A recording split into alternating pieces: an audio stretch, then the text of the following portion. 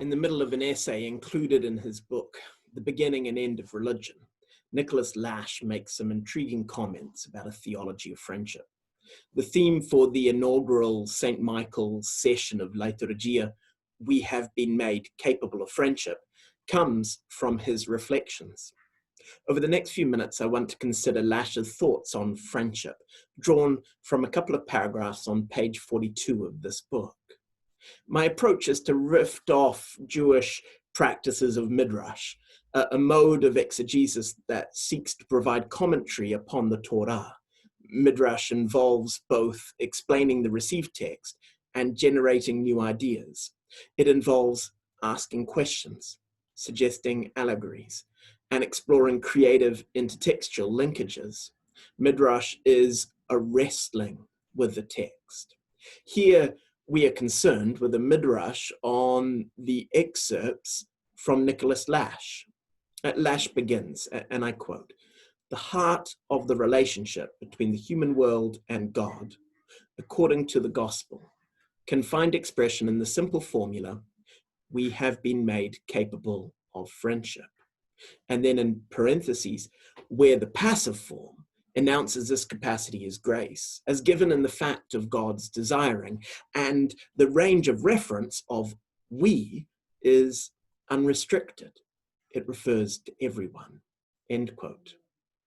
We have been made capable of friendship. This is a peculiar summation of the gospel. It is not what we expect. It catches us off balance. What might it mean? Lash leaps headfirst into a brief and dense explanation. The passive form, he tells us, announces this capacity as grace. It is given in the fact of God's desiring. The we refers to everyone. These sentences need to be unpacked. We have all been made capable of friendship. This gospel is not only for Christians. It is not constrained by borders or walls. All of humanity has been graced by God. Why have we been so graced? Because God desires it so. Because God desires us. God's desire for us precedes our knowledge of it. God's desire for us is irrespective of our reception. This desire is that we will be friends. The desire of God is that we will be God's friends. We have been made by a maker. We have been crafted by an artist who has gifted us, all of us, with the capacity of friendship. We do not always exercise this capacity. We are not consistently good friends. We are prone to self-obsession, ego, and dominance. We are prone to jealousy and fear. We are lonely. We neglect those around us. We hurt our friends and we are hurt by them. We are both the betrayed and the betrayers.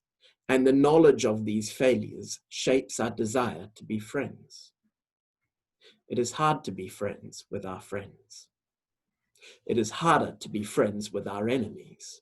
Some people, we are sure, don't deserve our friendship. For some people, we have nothing to give. Our dislike of other people shapes our desire to be their friend. And yet, we do have this capacity for friendship. It remains within us, embedded in the fabric of our souls. That we experienced failed friendships does not erase our capacity for friendship. We can still choose to love, to forgive, to care, to be vulnerable. We can move beyond, we can transcend our myopia to be friends with others, even to those we most dislike. In our darkest days, at times of despair, the message that you have been made capable of friendship is both extraordinary hope and hard challenge. Lash continues, and I quote, "Of course, we can only learn this in particular places, as particular communities of generosity arise. It is only in particulars that universals live."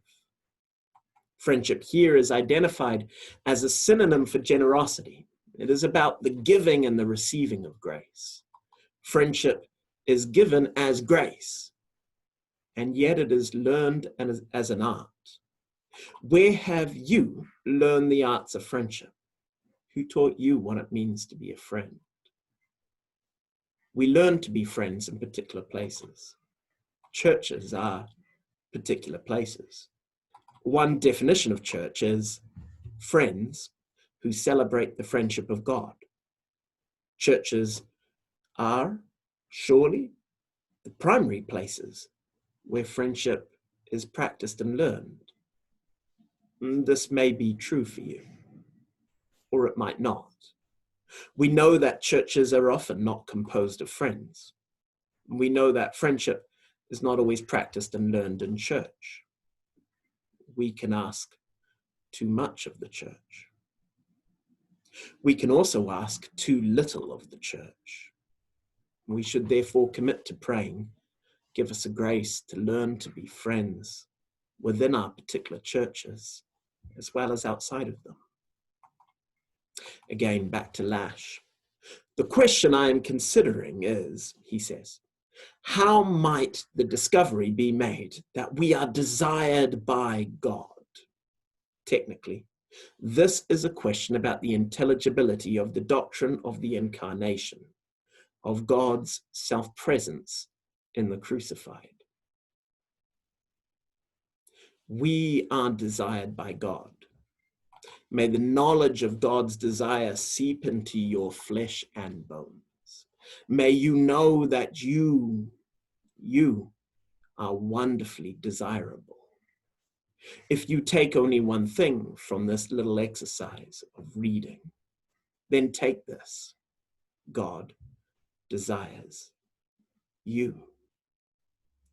From desire, we move immediately to doctrine.